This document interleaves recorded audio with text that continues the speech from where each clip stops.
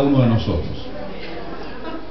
El deseo de estar con el Señor, el deseo de identificar la grandeza de Cristo, el deseo de poder estar con Él. Pero qué cosa complicada a veces distinguir cuando Jesús nos está hablando. A veces tenemos tantas voces que nos mueven del lugar donde debemos estar. Nuestra mente, nuestro corazón está afectado por tantas cosas que suceden. Yo quisiera que podamos orar, porque en definitiva creo que todos nosotros, todos nosotros necesitamos de alguna manera comprender esta enorme bendición que significa pasar por el taller del Maestro.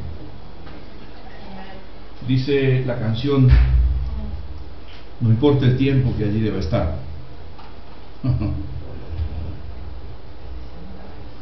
Sí importa. Sí importa cuánto. Que desee el Espíritu Santo a mostrarnos nuestra propia necesidad en esta tarde. Señor, venimos delante de ti reconociendo nuestra necesidad de ti, necesidad de comprender. Como lo dice la canción, Señor, así, aunque el sol se ponga, Señor, no importa. Queremos estar contigo y queremos adorarte, queremos reconocerte. Nuestro Señor, queremos darte todo nuestro ser en este tiempo. Señor, así como decía la canción que cantábamos antes, Señor, que venga ese reino tuyo para invadir nuestra vida. Como las aguas cubren el mar, así, Señor, tu palabra y tu espíritu nos inunden. Señor, que este pueda ser un día para nosotros en el que el taller de la gracia, Señor, trabaje en nuestro espíritu. A ti, Señor, te lo pedimos. Señor, no queremos desaprovechar el tiempo. Queremos aprovecharlo, y para esto, Señor, necesitamos darnos cuenta cuando tú nos hablas y lo que nos dices. Oramos agradecidos, Dios, en el nombre de Jesús. Amén. Amén. Sabe que hace unos días,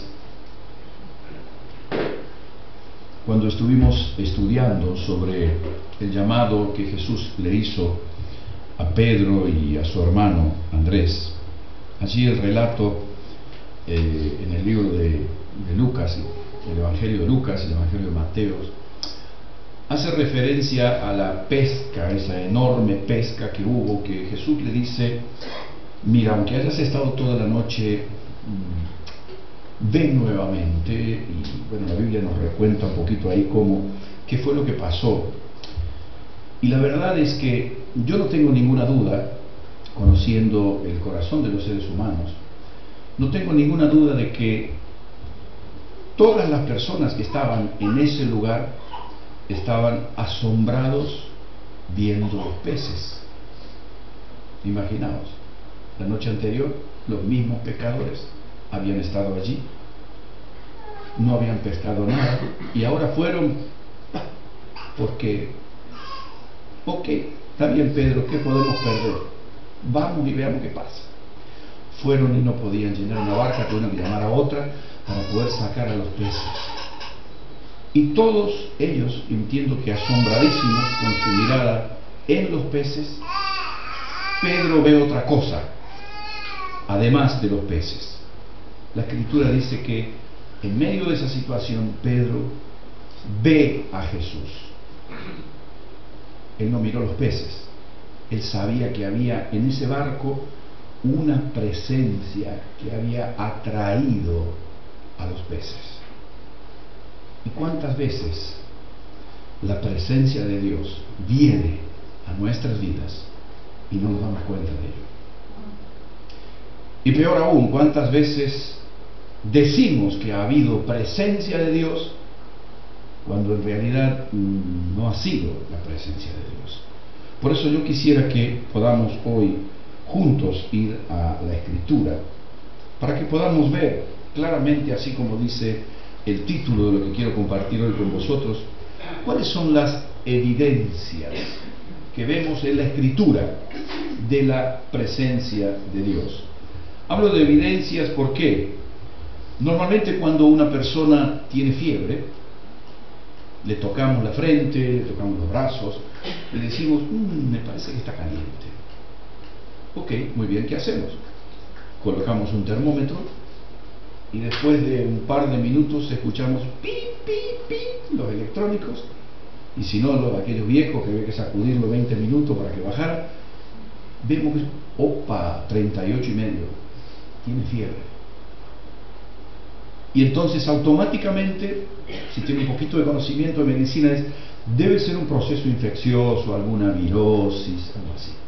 Entonces, es decir, identificamos la temperatura como algo que no va en el cuerpo, y el termómetro es el que nos indica si hay temperatura o no. No basta que yo le ponga la mano en la frente o que me parezca. El termómetro me indica si hay temperatura o no. Por eso yo quisiera que con la Escritura podamos probar cuáles son las evidencias de la presencia de Dios en la vida de algunos personajes bíblicos. Es bastante común oír en una reunión, por ejemplo, hoy había una presencia de Dios muy especial. Y es probable que sí. Pero hay algo detrás de todo esto, que tal vez en la misma reunión haya personas que digan, a mí no me pareció que hubo presencia de Dios. Y es más, por ahí hasta un osado puede llegar a decir, el Espíritu Santo no estaba en ese lugar. Yo lo he escuchado. Es decir, Jesús prometió que cuando hubiera 2 o 3, Él iba a estar. Pero hay algunos que tienen tanto discernimiento espiritual que dicen, no, en ese lugar no. Yo prefiero quedarme con la Escritura como un parámetro correcto. ¿Por qué?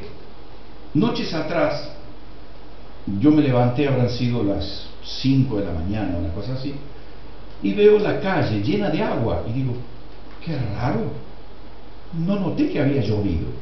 Pero bueno, ok, me volví a acostar, no se va a creer que me levanté a las 5 de la mañana y me despierto. Me volví a acostar, teóricamente para mí había llovido, me levanto al otro día, o sea, a las pocas horas, a las 7:30, 8, y veo que la calle estaba un poco mojada, y digo, bueno, se ve que ha sido una lluvia de esas ligeritas. Muy bien. Cuando me levanto y no sé dónde fui, me encontré con que en realidad las otras calles no estaban mojadas. Yo digo, qué raro, ¿ha llovido solo aquí? No puede ser. Pero bueno, me quedé con eso en la cabeza, ¿no? Y después pensando, 15, 20 días después, una noche que me acosté muy tarde, eran como las 2:30, 3 de la mañana, escucho que enfrente de mi casa, a esa hora, pasa una máquina y un hombre con una manguera va sacando las hojas, ¿sí? Y digo, eso es lo que a mí me pareció que era lluvia. Pero no era lluvia, era agua en un determinado lugar. ¿Cuántas veces juzgamos en un determinado lugar hubo presencia de Dios? ¿Por qué? Porque hay gente que llora, porque hay gente que se cae, porque hay gente que está muy alegre, porque hay gente que está muy triste, porque hay gente que tiene exteriorizaciones. Y hay algo que me preocupa, y es el hecho de que muchas veces en la iglesia hay un cierto nivel de confusión en este aspecto. No siempre es claro cuándo realmente hay presencia de Dios. Por eso yo quisiera que pudiéramos comenzar. Venga conmigo por favor y vamos a leer juntos a la Escritura la primera carta del apóstol Juan. Él dice algo muy interesante, porque él nos dice cuál es la actitud correcta que yo debo tener frente a cualquier cosa que tenga que ver con el reino de Dios. Juan, en su primera carta, capítulo 4, versículo 1, él dice algo muy profundo. Dice, amados, no creáis a todo espíritu, sino probad si esos espíritus son de Dios, porque muchos falsos profetas han salido por el mundo. Y es interesante lo que Juan nos transmite en esto, porque él advierte contra imagínense, aquí habían pasado 50 años que Jesús había muerto, más o menos. Juan en su ancianidad escribe esto. Y él dice: amados, no creáis a todo espíritu. Y aquí vemos algo muy interesante. Quien ama, advierte. Nos va a decir algo que tal vez no nos guste, pero Juan dice: amados, cuidado, no crean cualquier cosa, sino probad si el espíritu es de Dios o no. Por eso yo quisiera que hoy podamos ver. Yo he escogido, en medio de todo lo que la Escritura tiene, no busqué todos los textos que me llevan a ver la evidencia de la presencia del Espíritu en la vida de una persona, porque está claro que estaríamos aquí de pronto tal vez hasta, no sé, hasta que vuelva el Señor, porque vemos desde el Génesis y hasta el Apocalipsis cómo la presencia de Dios en la vida de una persona ha transformado la vida de esa persona. Yo quisiera que podamos juntos ver, por favor, vamos a ver, yo he escogido 5 textos para poder analizar esto. Y el primero es el texto de Isaías. Venga conmigo, por favor, a Isaías capítulo 6. Allí es donde el profeta, alguien que conocía a Dios, ¿sí?, él ve literalmente a Dios. Dice la Escritura lo siguiente: en el año que murió el rey Usías, vi yo al Señor sentado sobre un trono alto y sublime. Sus faldas llenaban el templo.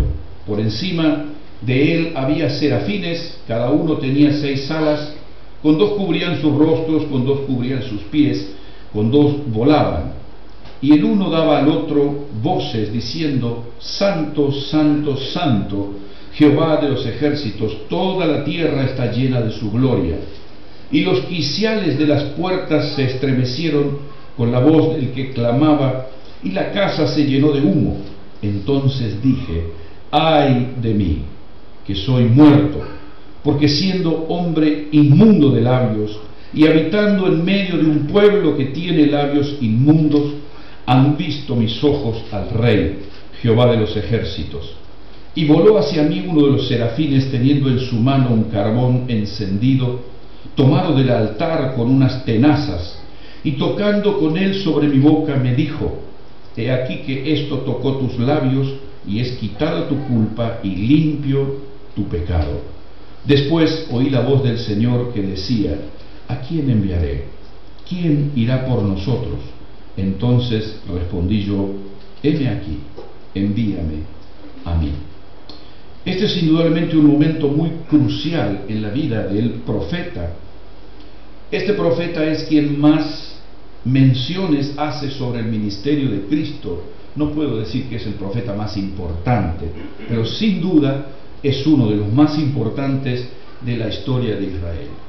Y él ve a Dios y nos da algunas cosas como para que tengamos una idea de lo que produce en un hombre de Dios ver a Dios.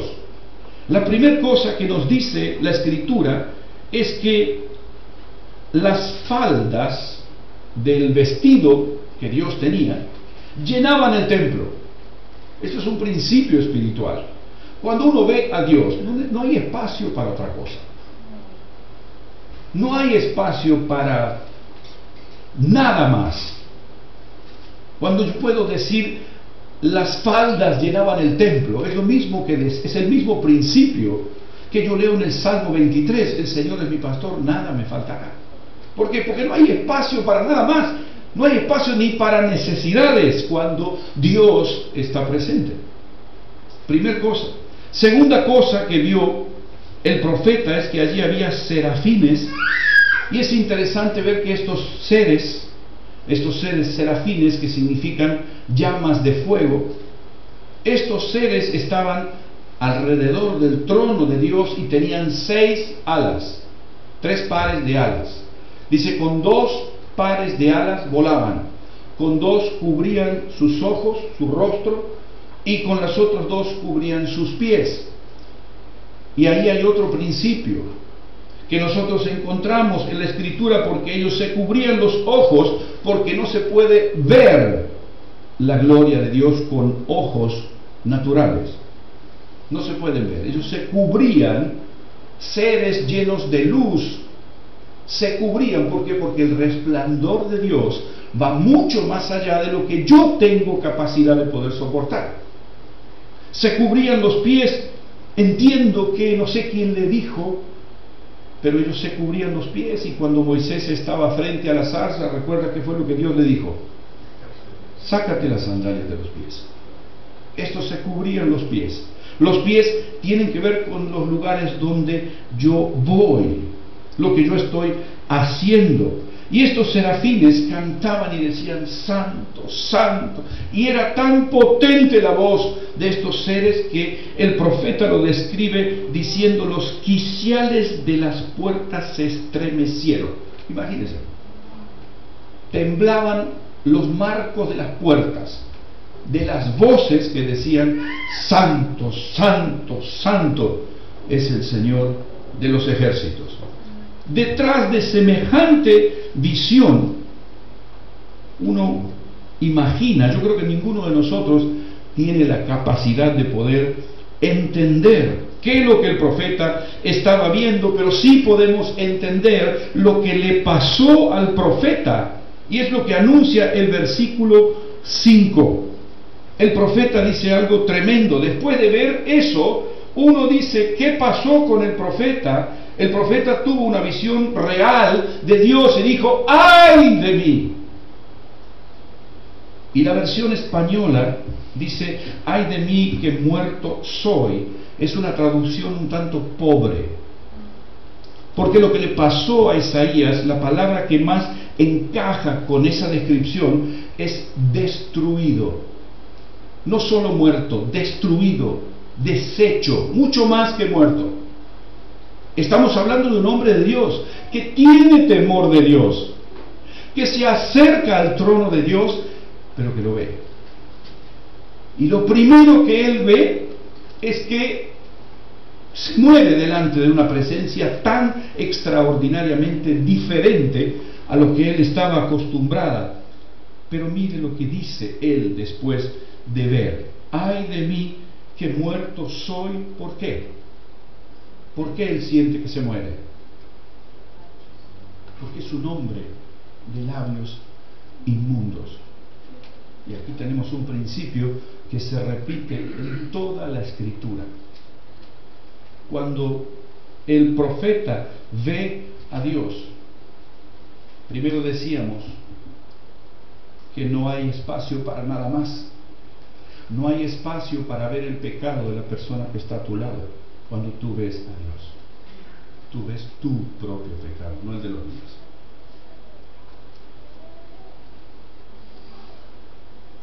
Cada vez que yo miro el pecado de mi hermano, estoy desviando la vista de mi Señor.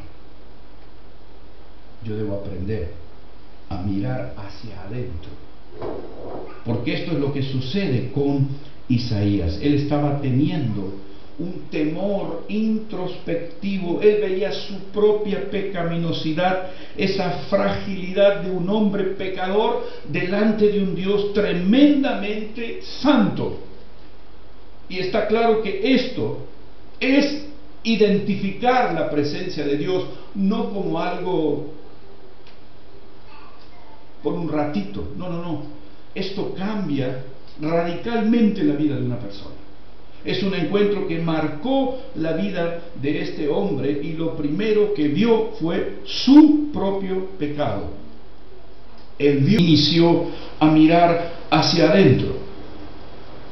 Yo creo que hay muchos momentos, decía, en la Escritura. He buscado 5 textos que hablaran de esto, y yo quisiera por favor que me acompañen también al capítulo 26 de Mateo, porque allí la Escritura muestra tal vez uno de los momentos de mayor tensión en el mundo espiritual, yo creo que ese momento era el momento más tremendo que los hombres podían experimentar del poder de Dios y el poder de Satanás compitiendo tan fuertemente como lo fue en el jardín del Edén.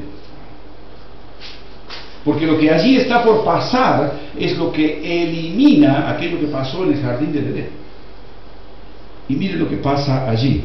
Mateo 26, 17 al 22 dice la Escritura lo siguiente: el primer día de la fiesta de los panes sin levadura, vinieron los discípulos a Jesús diciéndole: ¿dónde quieres que preparemos la Pascua? ¿Dónde quieres que preparemos para que comas la Pascua? Él les dijo: id a la ciudad a cierto hombre y decidle: el maestro dice, mi tiempo está cerca, en tu casa celebraré la Pascua con mis discípulos.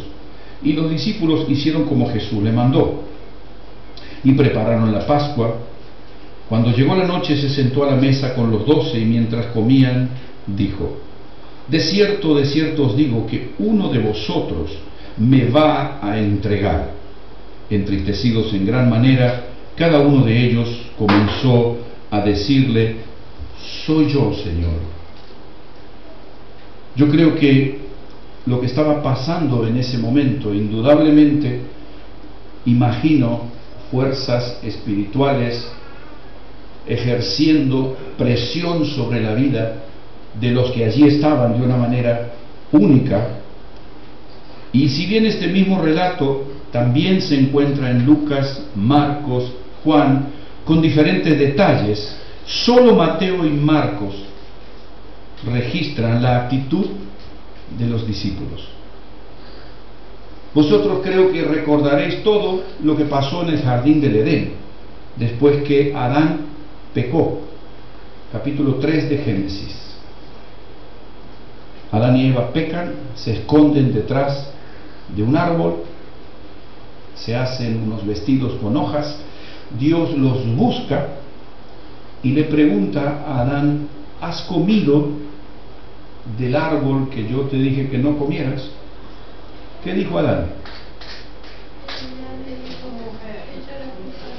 En realidad la culpa la tienes tú, Señor, porque si tú me hubieras dado otra mujer, yo no habría pecado.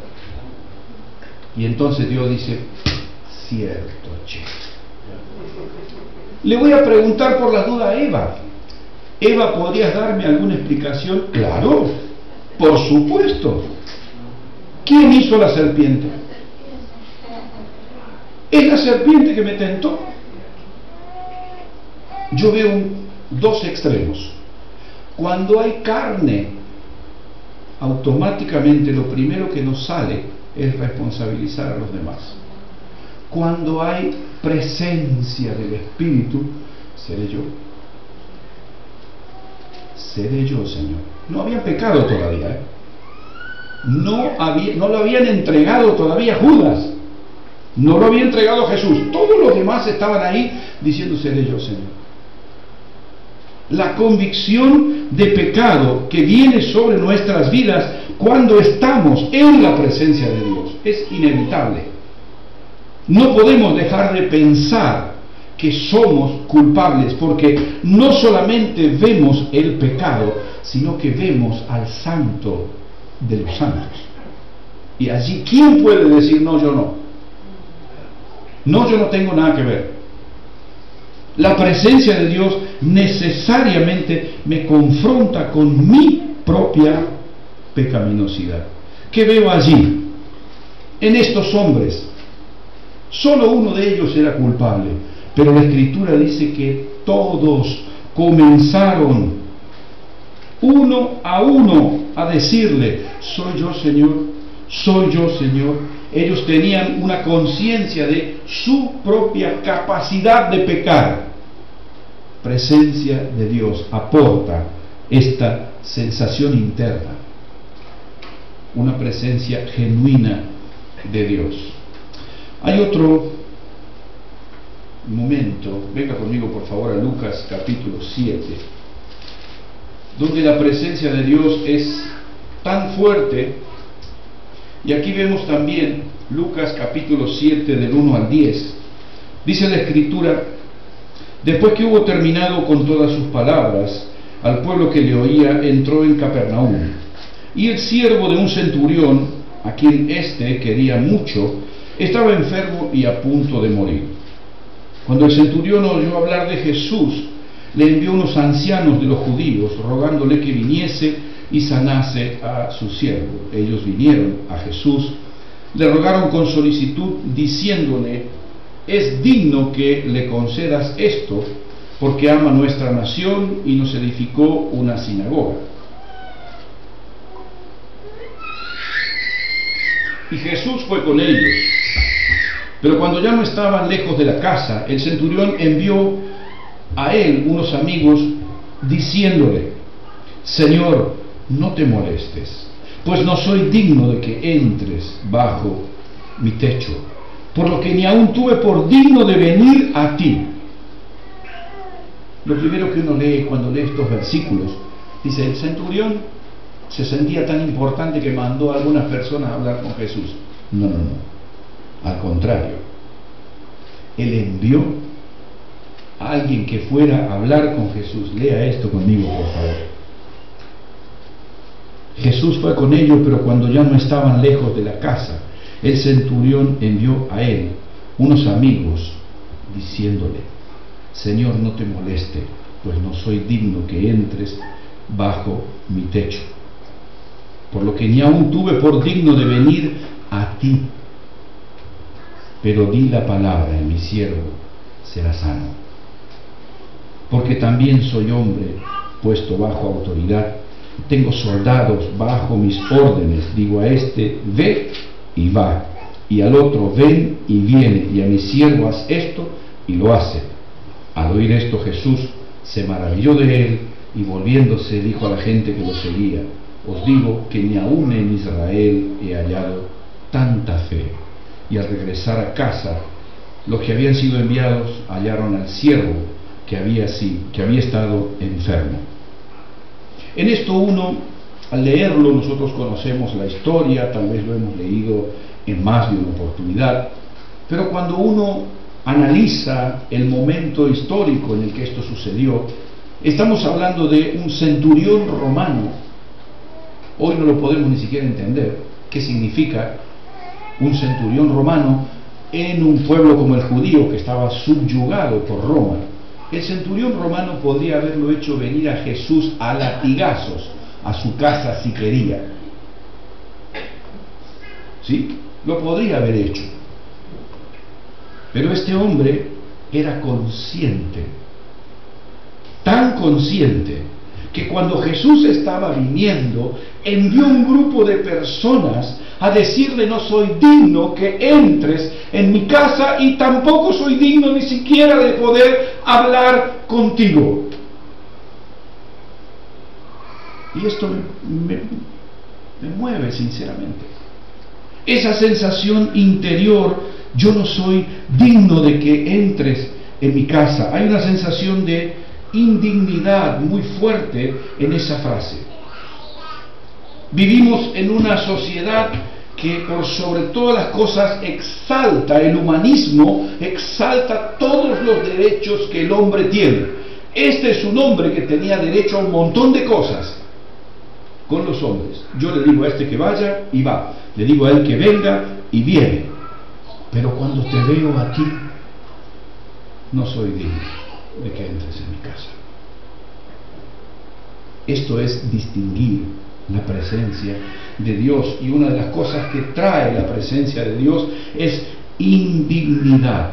El resultado es que yo no me siento digno. Dice Santiago capítulo 4 versículo 6: Dios se opone a los orgullosos, pero da gracias a los humildes. Dios da gracia, no gracia, sino gracia al que es humilde. Recordad lo que compartíamos semanas atrás. La propuesta de Jesús no es para todos. La propuesta de Jesús es para quien es humilde, quien es ciego, quien se ve quebrantado, necesitado, se siente indigno, se siente un miserable y va a Dios y lo encuentra. Evidencia de la presencia de Dios es que uno se ve demasiado indigno para tener contacto con alguien tan digno como Jesús. Allí mismo en el Evangelio de Lucas, en el capítulo 5, está esta pequeña historia que compartíamos la semana pasada, donde Pedro le dice literalmente a Jesús, después de ver esta pesca tremenda, Pedro le dice una vez más, se ve él como pecador, le pasa lo mismo que a Isaías, se siente tan débil como el centurión.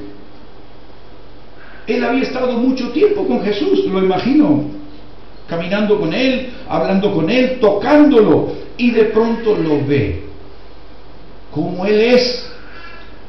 Y Pedro no le sale otra cosa que decir, apártate de mí, apártate de mí. El centurión dice, no soy digno que vengas a mí. Y Pedro dice, apártate de mí. Es lo mismo.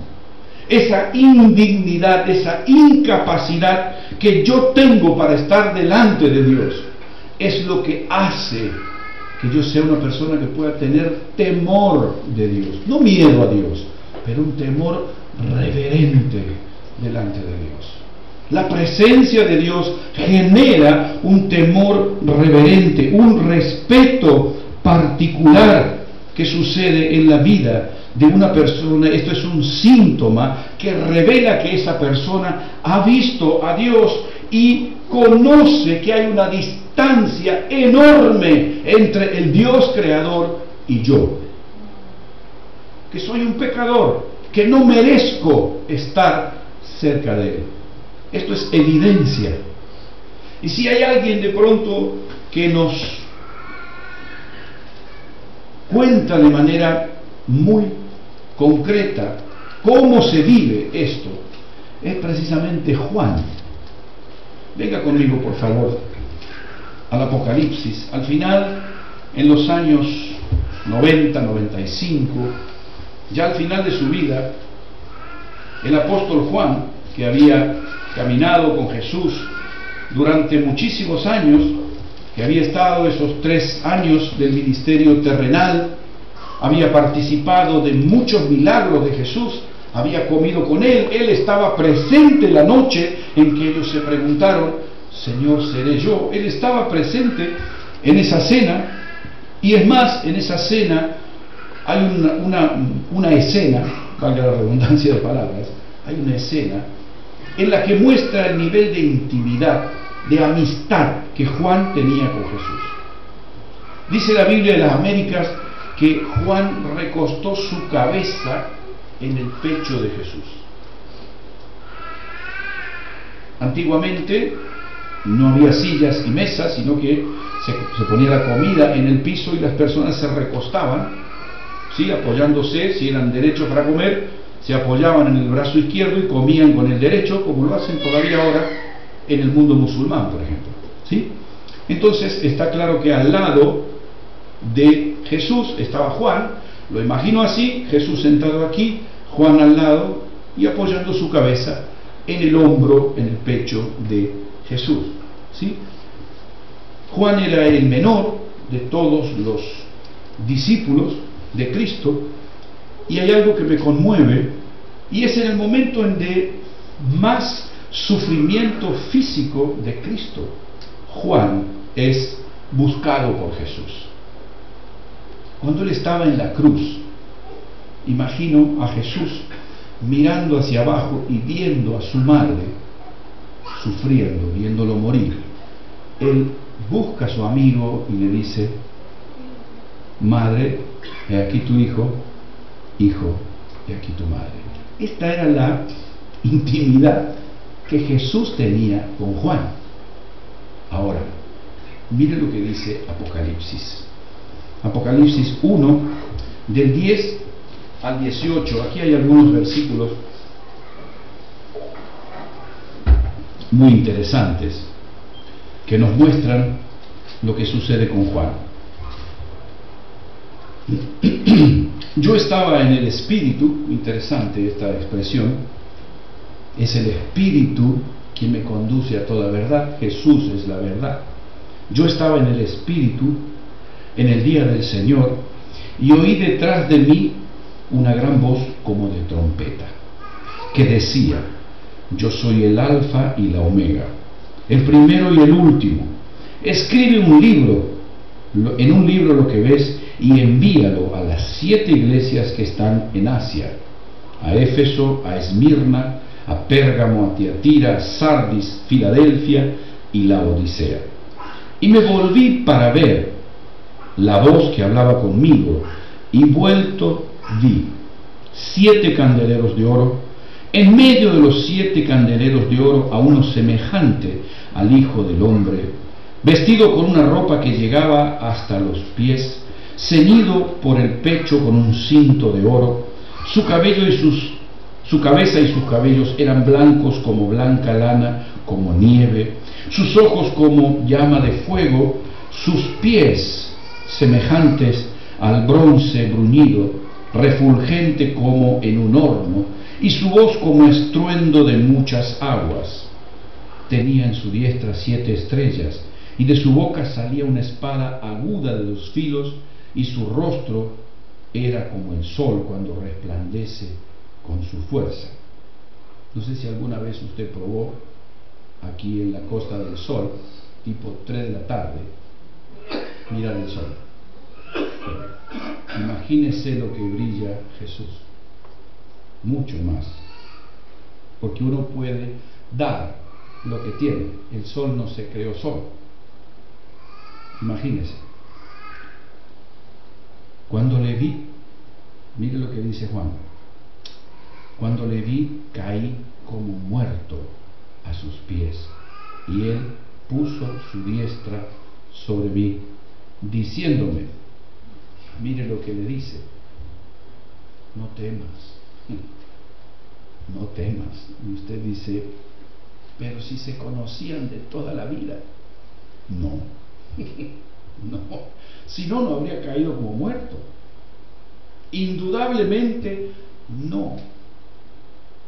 Y yo creo con todo mi corazón que estos años en los que Juan estuvo viendo, y esto realmente a veces cuando uno lee esto, yo no sé, de pronto entre todos los que estamos aquí, porque Juan tuvo esta visión de Jesús siendo ya un anciano, y uno dice, bueno, pero es como que yo ya tengo mis años, y imagínese, ¿cuántos años hace que conoces a Cristo?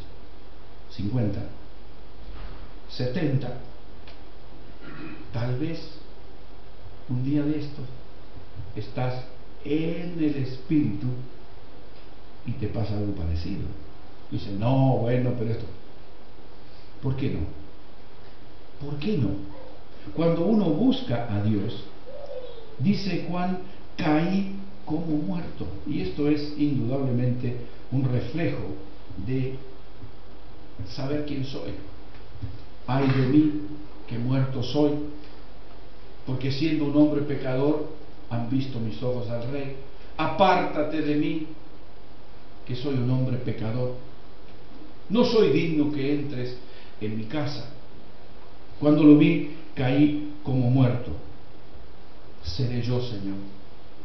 5 historias que muestran indudablemente que la presencia de Dios transforma literalmente la vida de aquellas personas que han estado en esa atmósfera, en ese ambiente. Nunca más fueron los mismos. Y yo creo que una de las cosas que debemos necesariamente saber como cristianos es, porque cuando el Espíritu de Dios viene, yo no soy más la misma persona. Hay algo que me pasa. Hay algo que se genera en mi interior. Y por eso es tan importante cuando el Espíritu Santo viene sobre nuestras vidas, cuando yo me veo como soy, empiezo a darme cuenta qué es la presencia de Dios. Por una sencilla razón. Hoy soy una persona diferente. ni mejor ni peor que nadie, diferente a mí. Yo sé lo que me pasó. Yo no puedo saber lo que le pasa a otro, pero yo sé lo que me pasó. Mi convicción de pecado ha crecido. Mi discernimiento de la verdad de Dios ha aumentado. Mi capacidad de acercarme a Dios con todas mis limitaciones ha crecido. La figura de Cristo crece.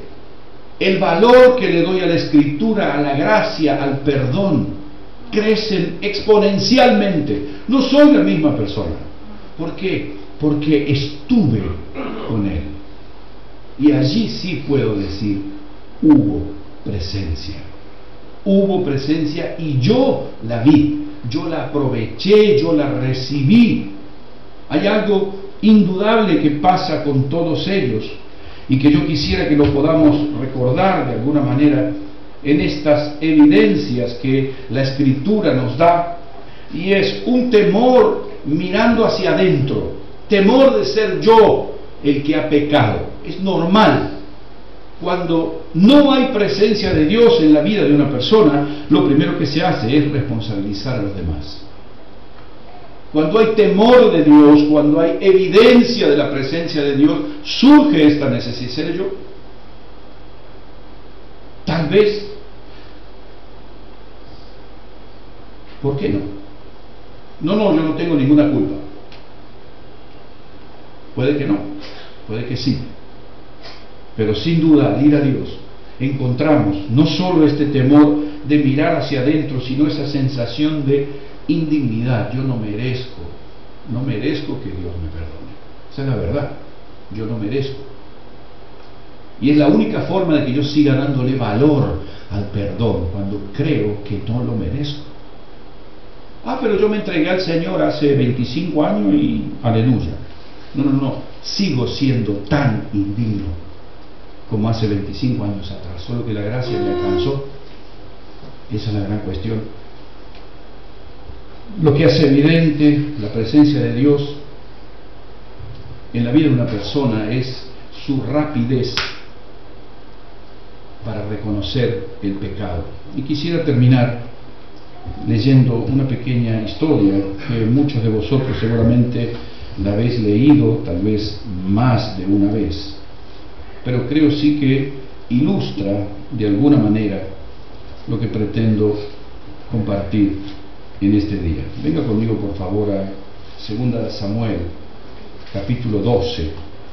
Allí hay una historia muy interesante que ejemplifica lo que entiendo como la presencia de Dios en la vida de una persona. Siempre digo, los cristianos no nos caracterizamos por ser gente que no peca nunca.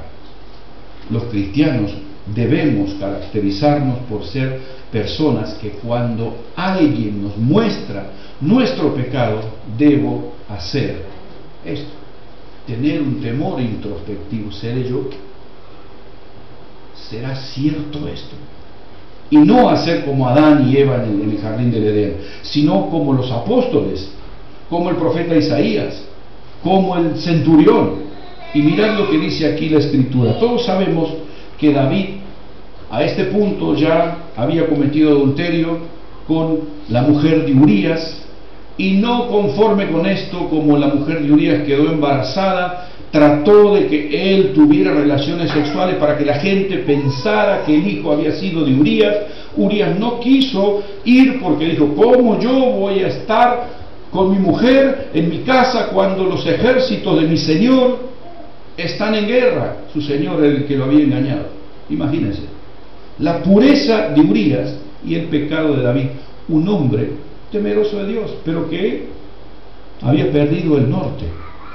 Dice la Escritura lo siguiente, 2 Samuel capítulo 12, Jehová envió a Natán a David, y viniendo a él le dijo, había dos hombres en una ciudad, uno rico y el otro pobre. El rico tenía numerosas ovejas y vacas, pero el pobre no tenía más que una sola corderita, que él había comprado y criado, que había crecido con él y con sus hijos juntamente, comiendo de su bocado y bebiendo de su vaso. durmiendo en su seno, la tenía como una hija. Y vino de camino un hombre rico, y éste no quiso tomar de sus ovejas y de sus vacas para guisar para el caminante que había venido a él, sino que tomó la oveja de aquel hombre pobre y la preparó para aquel que había venido a él. Entonces se encendió el furor de David en gran manera contra aquel hombre, y dijo a Natán: vive Jehová, que el que tal hizo es digno de muerte, y debe pagar la cordera con 4 tantos, porque hizo tal cosa y no tuvo misericordia. Entonces Natán dijo a David: tú eres aquel hombre. Así ha dicho Jehová, Dios de Israel: yo te ungí por rey sobre Israel, te libré de la mano de Saúl, te di la casa de tu señor, las mujeres de tu señor en su seno. Además te di la casa de Israel y de Judá, y si esto fuera poco, te habría añadido mucho más. ¿Por qué pues tuviste en poco la palabra de Jehová, haciendo lo malo delante de sus ojos? A Urías Eteo heriste a espada, y tomaste por mujer a su mujer, y a él lo mataste con la espada de los hijos de Amón, por lo cual ahora no se apartará jamás de tu casa la espada, por cuanto me menospreciaste y tomaste la mujer de Urías Eteo para que fuera tu mujer. Así ha dicho Jehová: yo haré levantar el mal sobre ti de tu misma casa, y tomaré tus mujeres delante de tus ojos, y las daré a tu prójimo, el cual yacerá con tus mujeres a la vista del sol, porque lo que tú hiciste en secreto, esto yo haré delante de todo Israel y a pleno sol. Palabrita suave le dio Natán a David. David era el rey, tranquilamente habría podido decir que al horno de fuego con este. ¿Quién se cree que es este para venir a decirme a mí, que soy el rey, lo que yo tengo que hacer? Eso debería haber dicho David. Pero miren lo que dijo David, versículo 13. Entonces dijo David a Natán: pequé contra Jehová.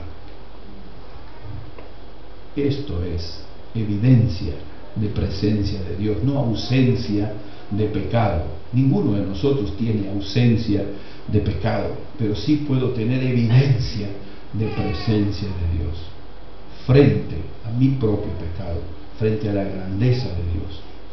Yo necesito mirar hacia adentro y claramente veo la gracia de Dios, el favor de Dios, la predisposición a aceptar el consejo del profeta, y lejos de reclamar, él reconoce su pecaminosidad. Y por eso quisiera que tomemos esto como